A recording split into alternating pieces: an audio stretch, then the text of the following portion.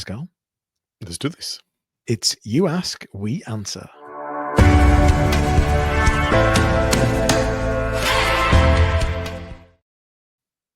Now, this question, Jonny, was interesting. I was at a networking event recently, not far from Durham City Centre, and people always kind of ask me questions, which is lovely, and they've been in a receipt, many of my contacts in terms of offers and adverts to have an AI chatbot. So I'm just going to quickly look at the question because I think the wording is really, really important.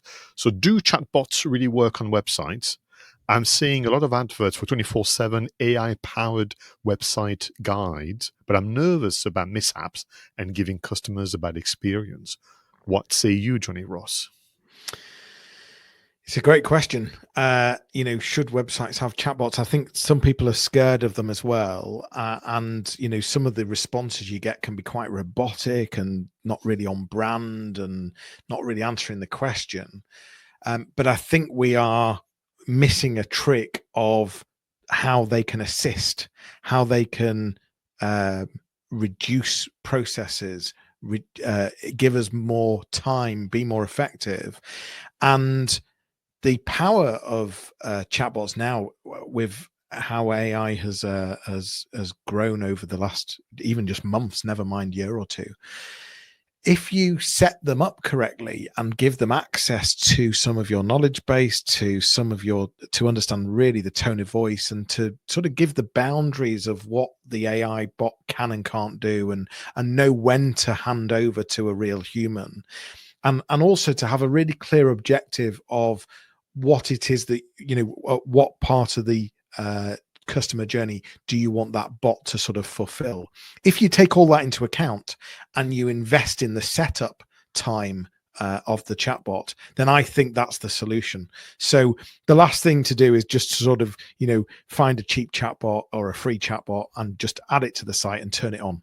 I mean, that's a recipe for robotic nonsense that's not going to be helpful. But the reality is that customers are expecting quick answers. I mean, you type a 20-page, you can put a 20-page document into any of your favorite AI platforms and say, tell me about this. And in a second, it's read it and it's giving you the whole lot.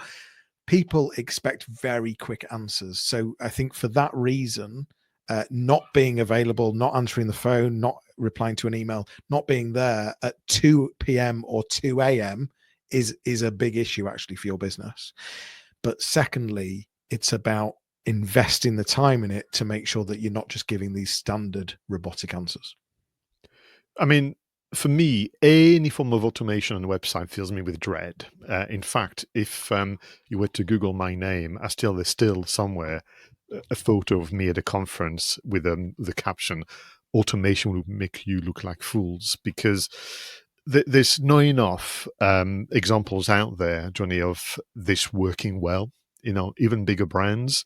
And I mean, it's very unfair because, of course, the media will always report on the stories of mishaps and horror and AI chatbots swearing at people and so on, although there are people on purpose trying to break the chatbot. So for me, is back to you always saying, what is your motivation here? And if your motivation is to provide a better service, a better online experience, then it's a good starting point, as opposed to asking the chatbot to do something you don't like doing. And I think with regard to the sense of overwhelm, particularly on content-rich website, I can see actually a very kind of finite and very narrow scope of work for this AI chatbot. So what I don't think would work particularly well is for me to arrive on website homepage and within millisecond to have this weird pop-up with either the very kind of generic form of chatbot or a pretend human, that pretend to be. So I think for me, it's back to looking at the website, and is there anywhere within the entire website where you could say that's complex, that's rich in content, and we think that this would add value, and actually this idea of to be seen and heard being helpful, but actually dedicating the AI chatbot for a specific part of your website as opposed to the entire website.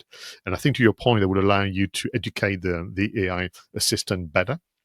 It would allow you to monitor what's going on. And if we take the example of maybe a very rich blog or very rich case studies.